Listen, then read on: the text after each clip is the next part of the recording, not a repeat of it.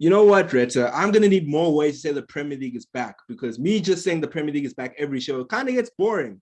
But, it's back. All eyes on United, City, and Chelsea, especially Chelsea after winning the Super Cup yesterday.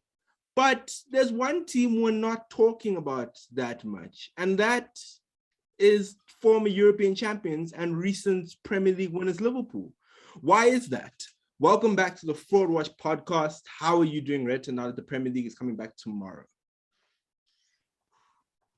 Whoa, it's coming back.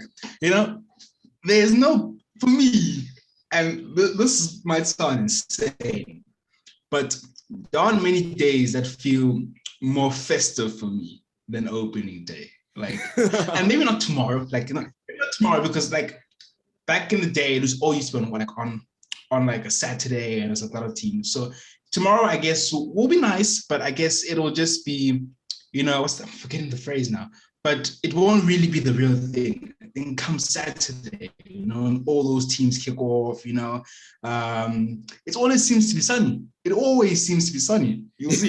So I don't know what it is. It's sunny. I'm super, super excited for the Premier League to come back. I'm very excited. I'm also excited for the Turkish league to come back. Aren't you excited for the Turkish league? You know what? Nobody's excited for the Turkish league to come back. Nobody cares. But anyway, sorry to all our Turkish fans out there. But there's one team in the top four. Everybody says they're going to make the top four, but nobody's really talking about their ambitions. And that's Liverpool, which is a weird thing because you'd think that they'd reinforce during the summer after, by their high standards, a disappointing season last season.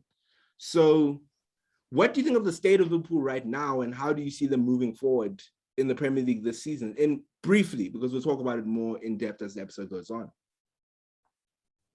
I think they suck. Oh, no, okay, only kind of. Yeah, no, last season was a drop-off. And they were loud. They were so loud. Finally won the Premier League. Then, poof. So it was a bit of a shame for them. And the Liverpool I have known for a long time was back last season. and just everything went wrong, and all their weaknesses just came to the forefront. So at the moment, I do think they could have reinforced more, but I think them getting back their injured players will make a difference. And I think COVID also did a number on them in terms of fitness last season. Yeah. But they do look the weakest of the pack at the moment. Yeah. It's very, do you think this may be another case of Jurgen Klopp burnout? We always say it. It's a buzzword, burnout for Jurgen Klopp. But this happened at his Dortmund side. Obviously, in the Dortmund side, that was a very, very crisis situation where they were in the relegation zone at Christmas. This was less of a drop-off, but it was still a drop-off from their big thing. Do you think that Jurgen Klopp maybe is starting to get stale there? Maybe the players can't keep up anymore. Do you think, before we go into the actual players, do you think there's a managerial problem here? Possibly, because Klopp plays a very intense playing style. It's extremely, extremely demanding. So it kind of only makes sense that the players will burn out eventually, and there's going to have to be a rebuilding phase. And we've seen Pep, who plays a similar style, not exactly, but in terms of the intensity is up there. And he does have burnouts, but then he's constantly shown from, I don't know at Bayern Munich so much, but at Barcelona and at Man City, that he can bring them back, he can revitalize them. So I've never really seen that from Klopp. Every time it gets tough, it gets too bad and he has to leave, So that could be the case. And I think the Liverpool board hasn't helped Klopp by not backing financially. Because then, if you want to break the pattern, you kind of have to be affirmative about it, and just see what can we do differently from what has happened. How can we help this manager to break the cycle? And I don't think they've done enough in that sense. Yeah, it's very weird in the sense that I think Jurgen Klopp is an amazing manager, probably arguably top 5 in the world right now. But we've seen this mostly at his Dortmund side, we've seen this happen. And it's it seems like sometimes the players just can't keep up. It didn't help they have a lot of injuries to their vital players last season. But with them now losing Wijnaldum as well, but we'll get to that. But you can have it on Mainz as well. I think he coached Mainz. I hope I'm pronouncing it.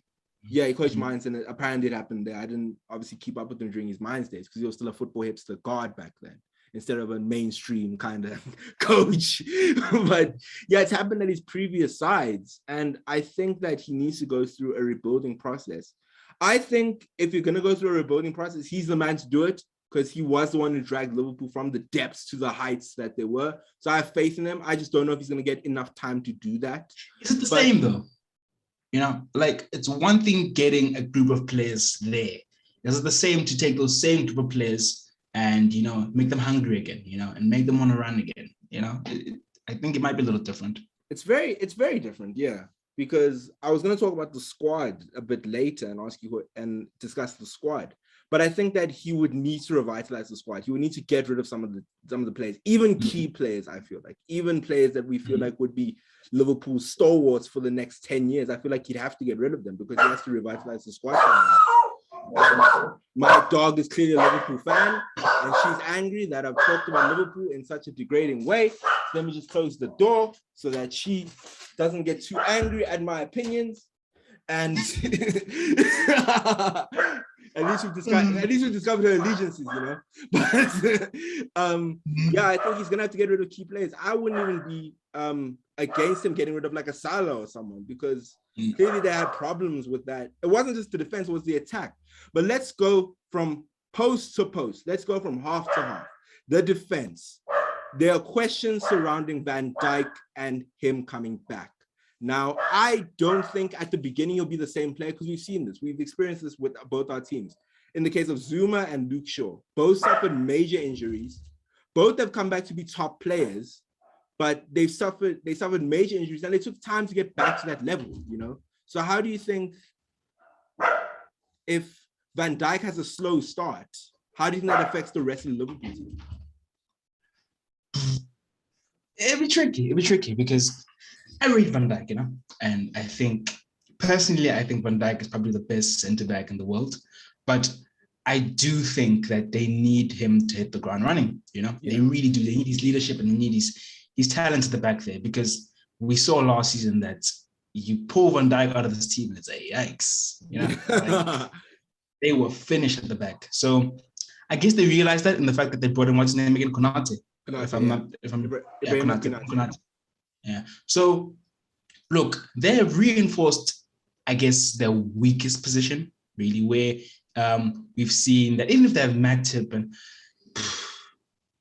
it's weird because this is the weakest position, but then they have Matip and Gomez behind that, you know? So it's like, really? You know? But it's the position that affected them the most last season, you know? So they've reinforced in that, and I guess that's good. But they do need Van Dijk for the sake, not just that he's a centre back from a mental point of view, you know, for his leadership, you know, for what the boost he gives his team in terms of trying to compete at that level. So I think we'll wait and see really. But I think he'll be fine. I have that much faith in Van Dijk that I think he'll slot right back in and maybe not be the best centre back in the world from get-go, but play at a very high level. Yeah, I think that, you know, with top class players, they always get back to that level. You know, I feel like he will eventually get back to that level, but I think it'll take some time. And I feel like that will impact the Liverpool squad because you need some time to get back into fitness. You need some time to get back into the mold of the team. And I feel like that could hold back the Liverpool squad. As good as Van Dijk is, I think 9 months out an injury will impact any player in the world, you know? So I feel like that could be a problem with a slow start that could impact them, and the whole Liverpool team could have a slow start, you know, as opposed to when they fired up and got to first place and then dropped off. This is sort of like, I feel for them if they have a slow start. So we move on to the midfield, and they've lost a big player to Oil Club FC. They've lost Wijnaldum to PSG. How do you think that affects the squad going forward? And do you think that it's a bad move that they haven't reinforced? Because I personally think they should have gone out and bought another midfielder to replace Wijnaldum. And I feel like that could be a huge mistake that could expose them next season if they keep losing the midfield battle without Wijnaldum. You know, I've done predictions with other friends and all of that. And I actually predicted Liverpool to a decent season. But as I hear you talk about it, I realize it's going down in Liverpool. It's going down. It is going down because here's the thing. You're right about Van Dijk being an integral part of this team, not having played for a very long time. So he's not going to hit the ground running. Ronaldo was such a big part of this midfield, like massive, because Klopp is all about the workhorse, the running, the covering for the fullbacks. And Wijnaldum and Henderson do an abundance in the season they won the Premier League, Thiago, I don't know if he can do that. Yeah. I think Thiago's a bit more of a cute player, more technical, more of the fancy pass, he work in a Pep team. As much as Pep still wants his players to run, I just think, what's his name again? Klopp prefers his assists and all that coming from his fullbacks, and then the workhorses in the midfield, being the engine of the team. So I don't know if they have players who can do that. I really don't. I think, what is his name? Kellis Jones, I think he's still pretty young. I don't see him hitting those heights. As I said, Thiago, I don't think he's that type of player. Henderson, there's been contract issues I'm hearing, so I hope they don't lose that one. If they lose that one, it's high. And then Naby Keita has been hit and miss ever since he came to the Premier League, which is funny because when they were signing these players, it kind of seemed like Naby Keita was going to be the main man in that midfield, and it just never really happened. So, I'm starting to realize as we talk about it that Liverpool might be in trouble this season. Yeah, it could be a very difficult season because a lot of the time the Jurgen press sort of relies on these players to run, and when you've got players like Thiago in the midfield, if you want them in the midfield, and Thiago's not even going to be there because he gets injured a lot, So how are they going to contest the midfield, which is such a vital part of the strategy? How are they going to do that without a Wijnaldum? If they don't reinforce, I don't see them challenging for the league if they don't reinforce that midfield, And then we go to the attack, and there have been questions surrounding the attack. We know they're all good players, Bobby Firmino, Salah, and Mane. But but we saw them grow a bit stale last season. It wasn't only a defensive issue, it was also an attacking issue for certain games where they didn't score for about eight games. So how do you get those players hungry again? Because they can do it. How do you get those players firing and hungry again from Klopp's perspective? Because they'll need them. You can't win games if you don't score goals. All you can do is draw, fam. And draws don't win you titles. I kind of feel like on paper, this is a part of the team that is the best. Jota, Salah, they've got such abundance in this area. But last season, they just looked a shadow of themselves. Really. Like, I don't know what is going on with this front three. And I guess that kind of goes to show how integral Klopp's system is to this team. It's not like, let's say, Manchester United, where kind of feel like Ole doesn't really have tactics. We're just being real here. And it's kind of Pogba being so talented and making things happen, and Rashford, running through 50 players and scoring a worldie. At Liverpool, it really isn't that, These players being so good was as a result of a really good system, really good teamwork. Yeah. So, once one piece is removed, the rest of the thing is messed up, So once Van Dijk gets injured, and then what's his name again? The CDM. The CDM's name. The guy who plays centre back. I'm pretty sure you guys know what I'm talking about. He moves out of midfield. Fabinho. He moves out of midfield and he goes to centre back. Then the midfield's exposed, and clearly it follows through and affects how well the attackers play. The wing backs aren't throwing crosses as much as they used to. So it's going to be tough. Because it kind of seems like every piece of the system needs to work to be in place for those front three to be at their best. Maybe with the exception of Salah, because Salah scores so many goals, So Salah is their only hero, really. I mean, last season, he was still, I think, in the top 3 of goal scorers, even though they didn't go on to do anything significant. Yeah. But I blame the management here. Like, the more we talk about it, I blame the management, because they've clearly not backed Klopp here. And I don't know what they expect from Klopp.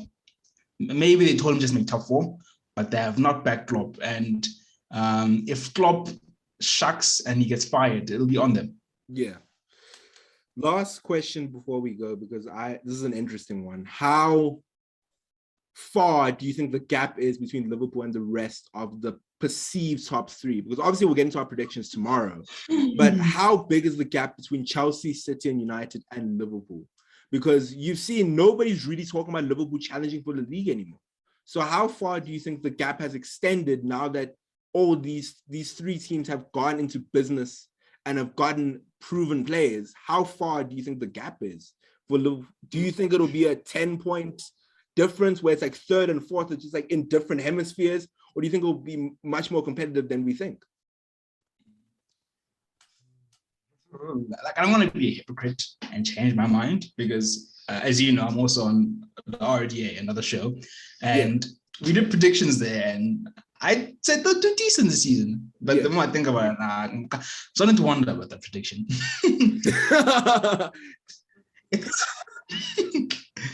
Look, for me, I think if you guys have any hope, it's going to be down to Klopp showing us how amazing he is again, you know? Yeah. And my premise for thinking Liverpool might do decent is that, you know, I am hopeful that Klopp is that guy, you know, is the best manager in the world, and he can get the best out of a navigator and he can make them run, you know? And if he can do that, you know, and the Anfield crowd can't do what they do best, I think they can be in the title race. But on paper, it's a bit worrying. Yeah. It's a bit worrying, honestly. So I know you want a definitive answer, so let me stop rambling. Yeah. It's a bit, I honestly think the gap is... I think it'll look like they're challenging for most of the season, but I think come end of the season, it will open up a little and maybe like a 10-point gap. Yeah, I feel like there's a huge gap right now, considering, and that's funny considering the world-class players that are in Liverpool. I feel like they're, with the business that these teams are doing and with their big squads that they already have, you know, it's just, you know, I'm still at a point where they bought Konate, but they're still at a point where one injury can destroy them. I feel like they're still at a point where one injury can still destroy them. If Van Dijk gets injured again, if Gomez gets injured again, if Salah gets injured again, what do they do? You know, they need to invest, and I don't know what FSG is doing. Maybe it's Klopp's decision, maybe it's FSG's decision, but they need investment to challenge for the league. I feel like with the way that these teams are going about their business, you know, because we talked about the Man Cities, we talked about the Uniteds, we talked about the Chelseas, but Liverpool just seem like they're behind right now. And like nothing, right? Do they make top four in your opinion? Is it a definite? They make top four. They don't make it convincingly. Jeez, it's a bold statement there. It's a very bold statement. But no, I see the logic in it. I really do. They do look the weakest on paper, and it's going to be down to Klopp, really. Yeah, it's going to be down to Klopp to maximize what he has. What do you think Liverpool are going to do this season? Put it down in the comments below. How do you think they're going to perform? This has been the TheShyKai. This has been Retha. This has been the Floor Rush podcast, and we will see you tomorrow for some spicy predictions. I can imagine. So we shall see you then.